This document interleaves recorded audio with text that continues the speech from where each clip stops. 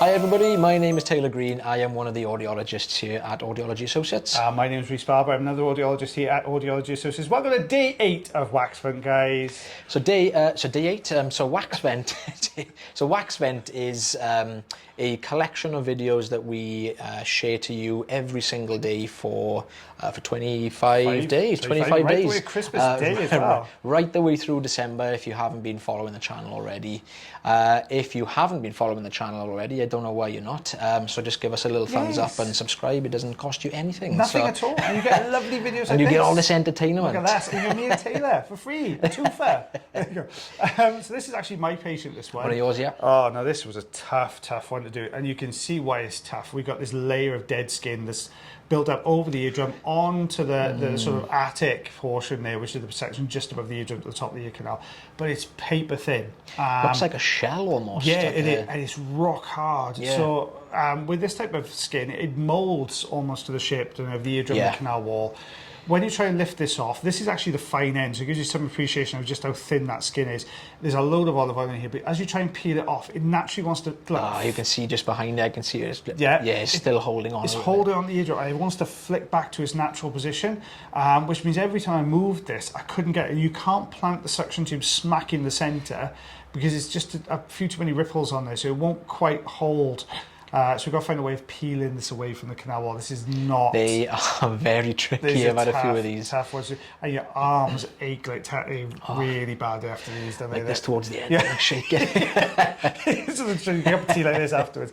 But we just got that top layer, just pulling this down. And what I'm doing here is probing every single part of this, trying to pull a section down that stays where I want it to stay. Trying to get that flat edge to fold down a little bit so you can get a suction grip. Exactly, on it, yeah. So if we can, at the moment, if you imagine trying to get a suction grip on this sort of leading edge, what you're going to have is you've got a thin edge and the suction's just doing this. It's not going to get the grip. If you can fold it down and smack it on there, that's where you're going to get your grip. There. That's where you're going to get your grip. But it just doesn't want to budge. Fighting. It really did put up a fight, this one. It really did. It just did not want to move at all, this one. So I've just tried the top, the left, the right. So I'm going to aim towards the bottom now. Let's see if we can get this bit out. So again, the oil that was used obviously is makes it easier to once that skin is kind of lifted a little bit, it almost forms like a between the skin and the eardrum. So a lot of the time it tends to come away a lot easier. And when you get it moving, then it slides a lot easier. I can see we've just peeled it away from the one side. We've got that little lip here now. The last thing I want is for this to drop back into place. So I'm trying to hold on to the very bottom and just guide this out very slowly. But it does not want to go. Oh, a little flinch then as well. Yep.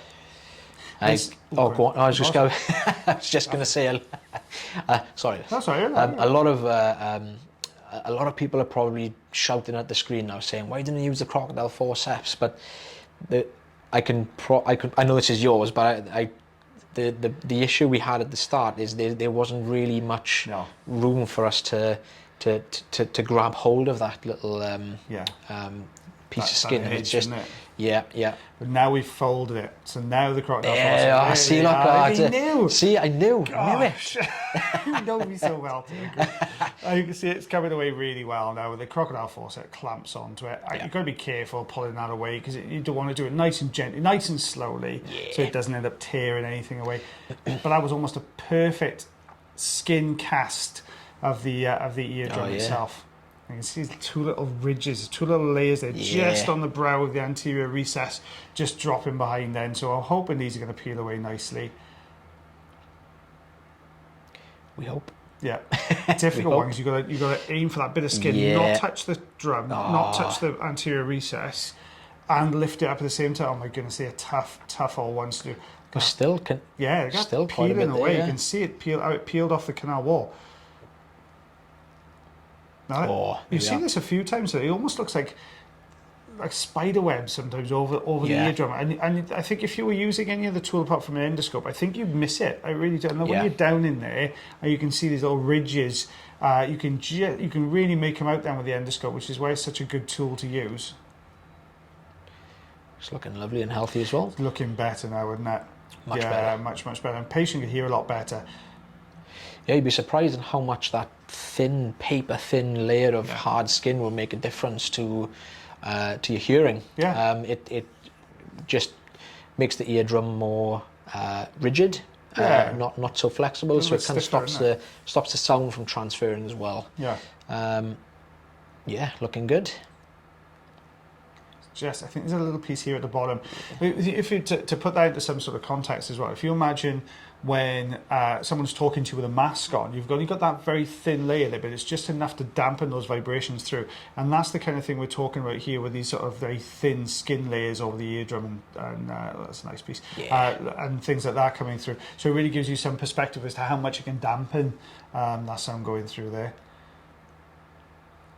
Just starting to feel. What we find with these is sometimes you will get these layers, won't you, that form all the way down the canal, and they're really, really thin, and you wouldn't know they were there until you stop. You could look at that one. Oh, yeah. You start popping the suction tube on top, and they'll just jump up to the suction, and you'll. That was obviously completely detached as well. It didn't look like it was attached to anything at all. Completely dead. It's Normally you get that peeling away and looking lovely and healthy afterwards. Yeah, that's a lot better. You can see that was a very quick transition. It was kind of a jump cut.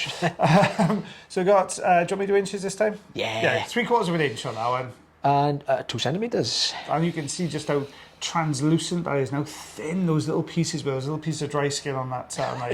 Yeah, you can barely see it. They are there, I promise. They are on there. But yeah, tough one to do. Really tough one to do. That was good. Good job. Yeah, thank you very much. Yeah, high five. Yeah. So thank you very much for watching that video today, guys. If you have not subscribed to the channel, why not? Please subscribe to the channel. We love having new subscribers. If you like this particular video, give us a thumbs up. There you go. And as always, take care of yourself. Take care of your ears. And take care of one another. We'll see you again real soon. Bye.